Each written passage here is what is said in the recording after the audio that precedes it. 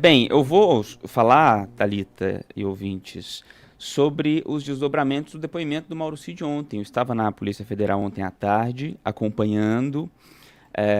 O depoimento durou mais ou menos 2 horas e meia, começou com 1 hora e tanto de atraso, por questões administrativas lá na Polícia Federal, etc.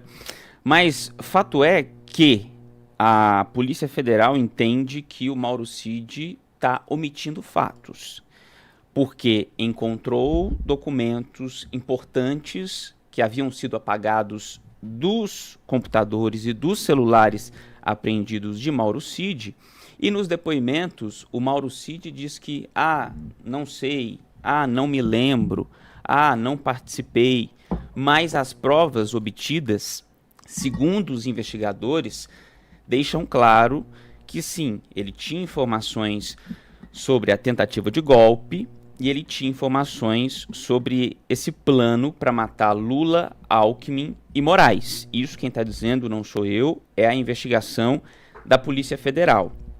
Por conta disso, a PF, apontou omissões do Mauro Cid e pediu para o Supremo Tribunal Federal cassar o acordo de delação premiada. O acordo é o seguinte: o beneficiado ele diz que vai dizer tudo que sabe, apresentar provas, em troca ele recebe um benefício, como uma pena menor, por exemplo. Então, nesse caso, a Polícia Federal, os investigadores com quem eu conversei me disseram que os celulares e os notebooks do Cid foram muito úteis, mas ele não colaborou. Então, ele perderia esse benefício. O STF vai ouvi-lo, o ministro Alexandre de Moraes, que é relator do caso, intimou Mauro Cid para prestar um depoimento na quinta-feira e, a partir daí, a Justiça toma essa decisão. Se o Mauro Cid continua com o acordo de delação premiada sendo beneficiado ou se o acordo cai. Se cair, Cid volta para trás das grades.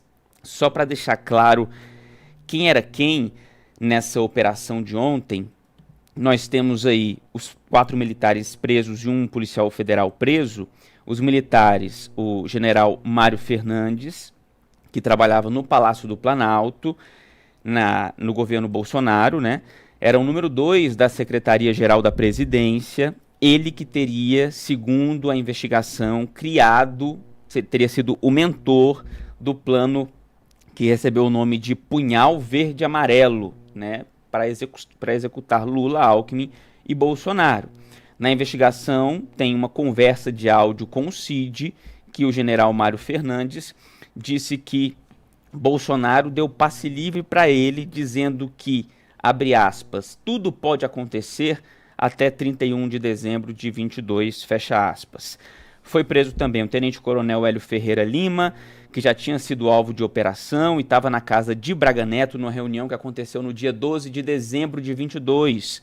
Para a investigação, tudo foi definido, os planos, o organograma desses planos foram definidos nessa reunião na casa do Braga Neto.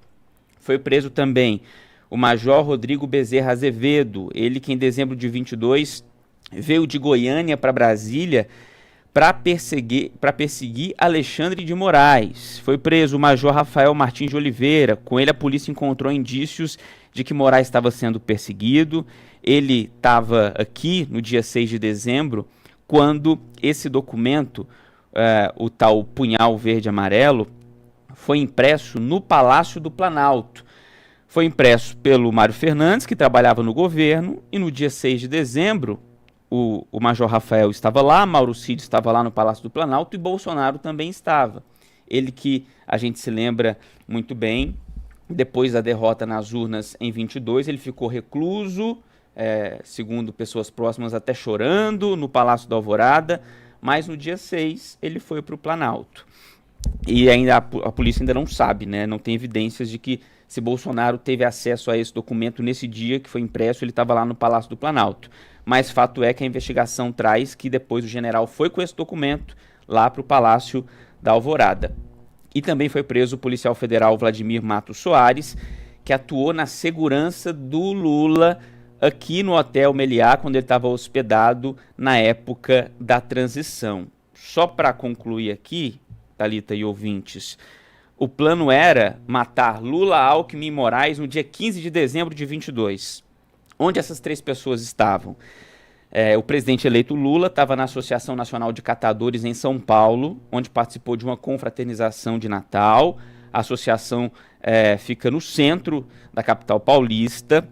O Alckmin, ele participou nesse dia de um evento chamado Pacto para a Aprendizagem, organizado pela Unesco, no B-Hotel, aqui na área central de Brasília, e depois despachou da sede do governo de transição no CCBB.